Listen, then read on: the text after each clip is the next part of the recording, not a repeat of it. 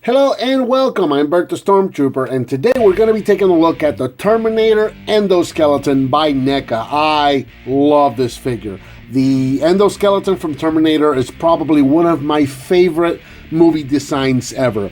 Now here we have the Terminator in its original package, and this guy was released in 2015, and it retails for approximately $20 depending on where you find him. He's got a very cool window box where you can see the Terminator right in there. He's got a cool little gun, and you've got an animation right there, or drawing rather. That looks more like an actual picture of what you saw in the movie.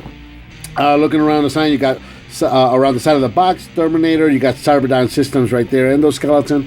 And then on the back, you've got a short bio. It's the Model T-800 Endoskeleton, and there's some of the features from Skynet and stuff like this. Very cool throwback to all the stuff that you saw in those original movies. And there's the other side again, Cyberdyne Systems. There's your top.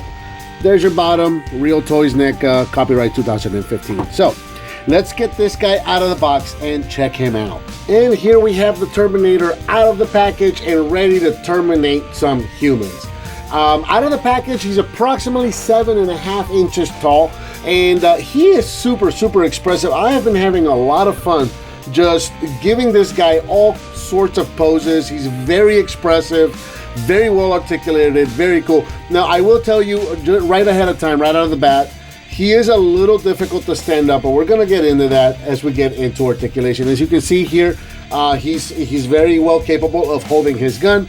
You can give him a two-handed pose just like I have him here. You can give him a one-handed. You can just kind of bring it up and give him a one-handed pose. You can do all kinds of stuff with this guy. He's very cool. The fingers are sort of this soft rubber, so you're able to bend them open just a little bit to get the gun in there. No problem. So I wanted to show you what he looked like with the gun. And then let's just focus on the endoskeleton itself, because he is very cool. Now, like I was saying, this guy has a lot of posability, and he does some very cool things that both they look cool, but they do hinder his range of movements just a little bit. And also the feet being the way they are, because they're so detailed and so close to the movie model. He does have a little bit of trouble standing up sometimes. Right now, he's standing fine because I've got him standing straight in static pose. But doing some of the poses that I was doing earlier, while they look cool, it was kind of hard to get him to stand up. So the head is on a ball joint, so you can do an up and down on the head. Not really a side to side, but he does have a swivel at the bottom of the neck as well as that ball joint, so you can turn his head side to side. However, you've got those hoses right there. Let me see if we can get those focused in. So you got these little hoses right here and these tubes and kind of like little pistons and stuff that is going to hinder the range of movement just a little bit. On the shoulders, you've got a universal joint right here, so you can turn the arms all the way up, and you can also rotate them at the top of the shoulder. Again, you've got a hose right there, so you're not going to be able to go, and I wouldn't go any further than that right there for fear of breaking that hose off. You do have a rotation right here at the top of the bicep.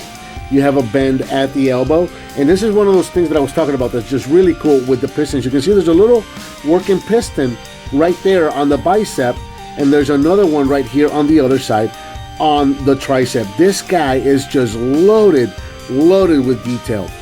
You've got this little flap right here on the stomach.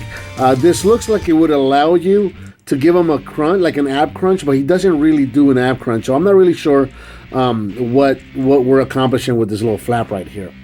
He does have a rotation at the waist. Again, we've got these really cool pistons right here that show the motion when you're turning him at the waist. However, that's also going to hinder how far you can turn this figure at the waist. So you're not going to be able to do like a 180 from him from the waist right there.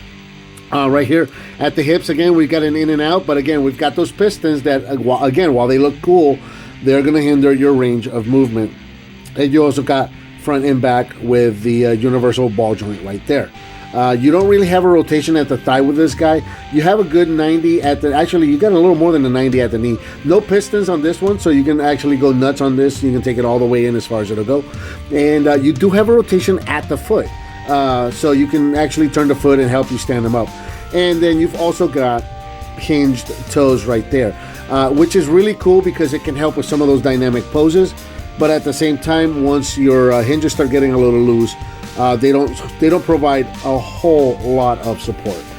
So there's your articulation, and then I just want to get in close and probably bring the camera up a little higher and bring him in close because, like I was saying, he is just packed with details. Check this guy out. There's just little hoses and tubes and pistons and just mechanisms and gears all over the place. I love this detail right here on the spine.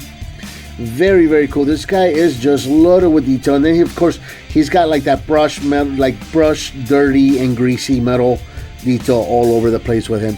He looks so much like that movie model from the Terminator movies. And, of course, the little balls on the back of the feet.